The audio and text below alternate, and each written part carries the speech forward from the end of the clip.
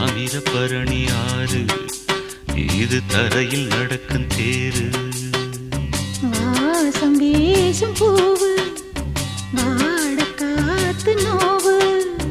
வாசம் வீசும் பூவு வாடை காத்து நோவு.